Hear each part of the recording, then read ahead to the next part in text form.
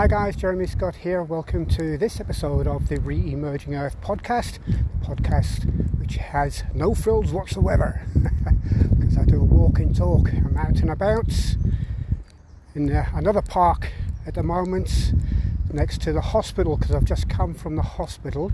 Nothing serious. I'm a type 1 diabetic and I have to go to the macular unit every once in a while to get my eyes scanned and photoed and things like that, just checked over to make sure they're okay.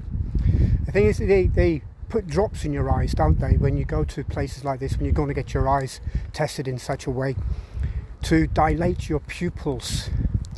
And obviously, you know, that works well because then they can see right into the back of your eye and things like that, and you know, take photos and scan it and things like that and shine bright lights into it. But when you come out of the building into bright sunlight, you go almost, not say blind, but your vision is very much impaired in that sense because you're very sensitive to the light.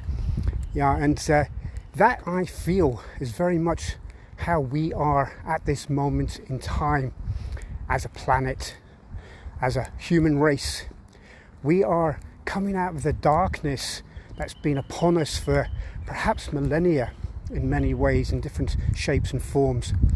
And we're starting to emerge into the bright light of something new, something better. And, you know, in all honesty, that can be very blinding and can make us feel fearful and anxious.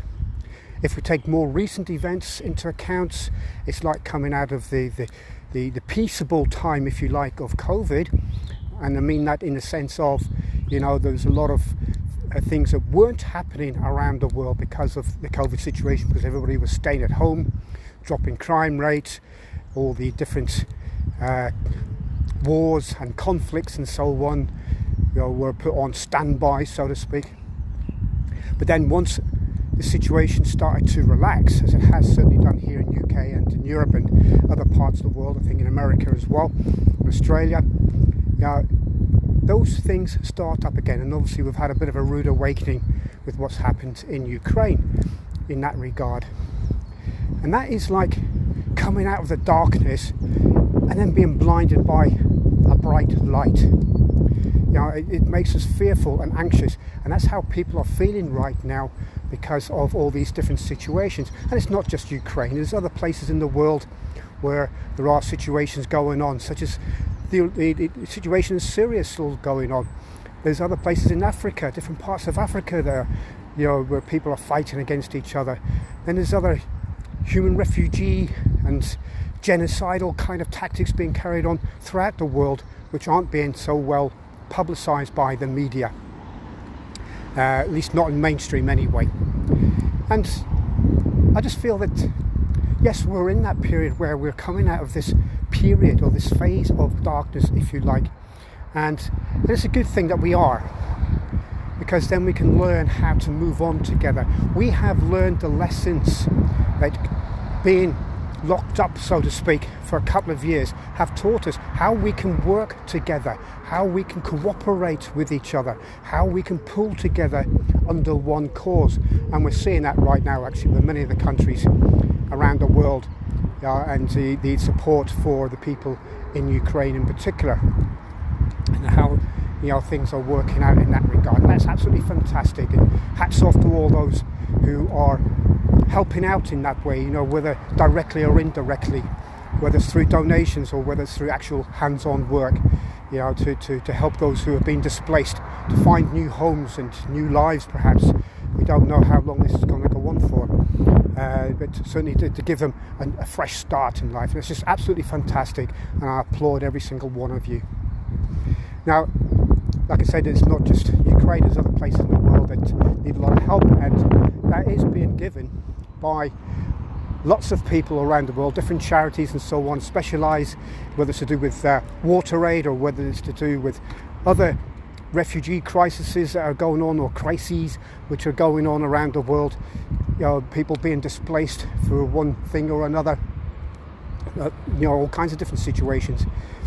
So we are still in a sense in this darkness, what I call a darkness, where we can't or are unable to see where we are actually going.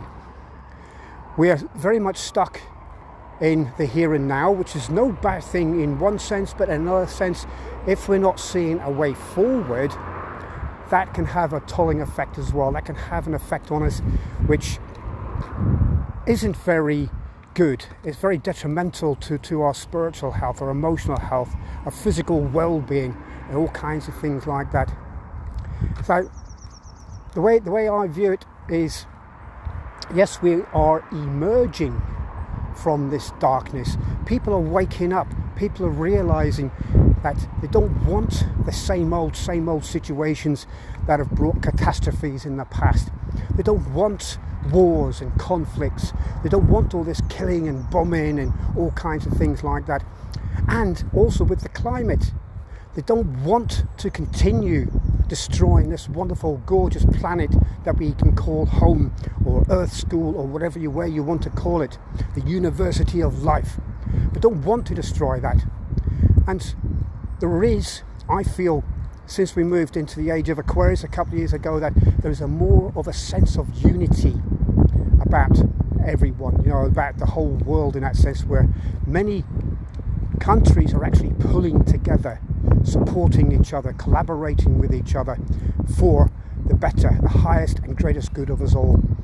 And as well as individuals and organizations and and other situations where there are collaborations and working together, a great sense of unity to foster a world where peace is the main ruler, and where divisiveness, diversity, unfair diversity, discrimination and things like that will be pushed right down the pecking order, so to speak, because they are very much still high on the agenda in that sense.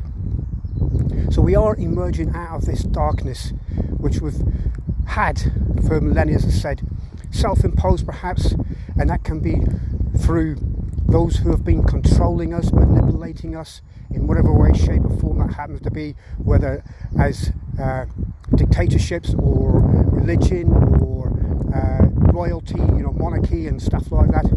Those who are grabbing power and forcing their views onto other people and trying to control them and things like that. That's the kind of situation we've been living for hundreds of years. And it's not a very good place to be when you think about it. We don't want that anymore, do we? We want to be able to live with peace, with peace with our neighbours. We want to be unified with our neighbours. We want to enjoy a level of cooperation.